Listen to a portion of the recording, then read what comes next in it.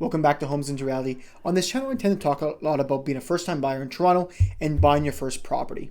But what I fail to talk about sometimes is everyone's situation is so different. Not everyone, and actually most people, aren't buying their condo first in Toronto. A lot of people are going to rent, be with a roommate, and go through a different type of real estate journey before they get to that first home. So in this video, I'm going to talk about everything you need in terms of paperwork-wise to rent a place in Toronto, either be a condo or a house.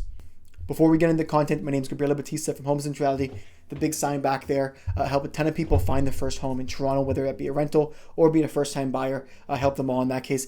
And I help people in the Toronto real estate market. So if you have any questions or if you're interested in the Toronto real estate market, subscribe, follow my Instagram, and I look forward to giving you some content when it comes to renting your first place in Toronto. Best way we're going to sum it up is 4 major items we're going to look at. Number 1 being proof of income, number 2 being a credit report, number 3 being a rental application, and number 4 being a piece of ID.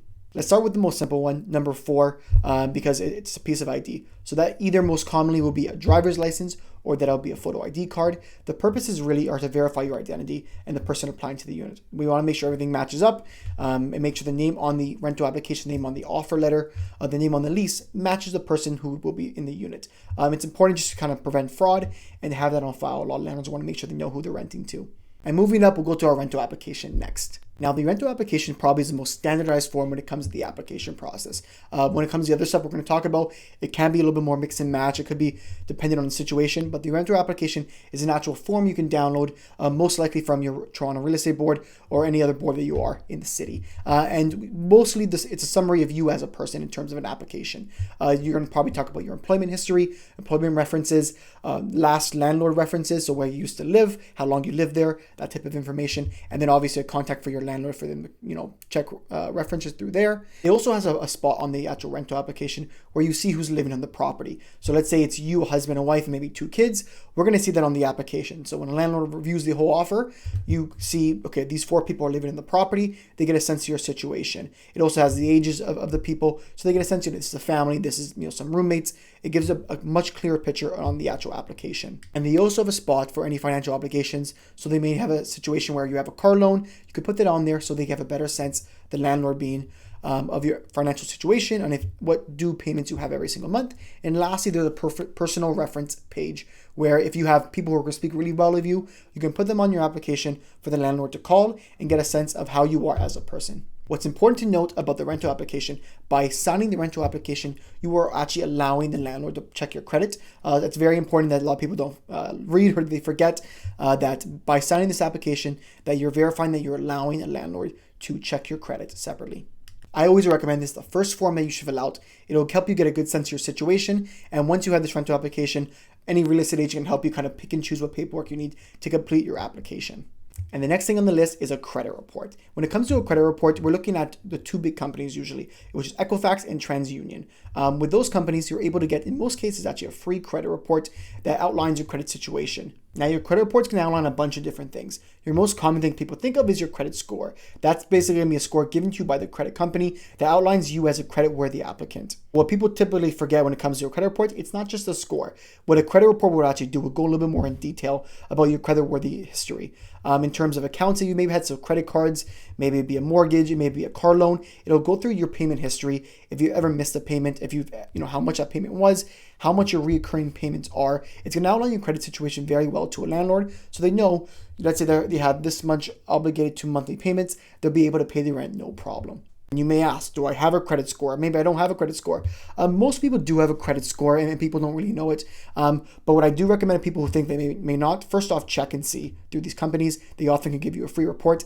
But second most off is open up a credit card. If you're of the age to do so, I think it's pretty sound advice to get a credit card that you could, of course, number 1, afford.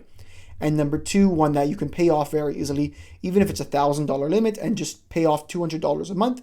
Or use $200 a month and pay it off every single month. So you can start building that credit history from an early age. Because in the end, I do find situations where people maybe are in their late 20s or early 20s, and even sometimes in their 30s, and they say, oh, I haven't developed my credit score enough. And they say that they've regretted that situation from, doing it when they were young. So I always say, start early, start often, and, obviously pay your debts well. Now, the last point to talk about is your proof of income. This is definitely the section of your application that is more up to interpretation, very situational, and will be different for everyone in most cases. The most common way that I find with proof of income is you're going to be using a job letter from your current employment and your last 2 or 3 pay stubs. The job letter being something that shows your annual income or your hourly wage, and then your contact to confirm that income through. And then your pay stubs would be, most recent pay stubs, and it would show you that you're currently working and how many hours and how much money you're making on a bi-weekly basis. However, I've had many applications that haven't been able to fit that typical mold. And a lot of times when people are unemployed, but they have savings or they have money coming from back home, they'll show bank statements showing monthly income coming in. That also works really well for self-employed people. So usually they'll show a few bank statements showing, let's say, the balance of their income in their bank account, or they'll show the amount of money coming in on a monthly basis. For example, a self-employed person may not get a proper pay stub or a proper job letter if they're an independent contractor. So that will be able to show them how much money is coming in on a monthly basis and how much money is coming out on a monthly basis. Some other ways that I've done proof of income in the past is your T4s and your notice of assessments. Again, that typically works for more self-employed people because it shows the taxation of someone on a year-to-year basis. So again, what I typically tell people when it comes to proof of income is they know their income situation the best. So if there's a certain document that will show, hey, I make X amount of dollars a month, X amount of dollars a week, this is what you should show to landlords so they know, okay, they make this amount of money every single month. They can pay a $2,000 rent or a $4,000 rent, whatever that so may be.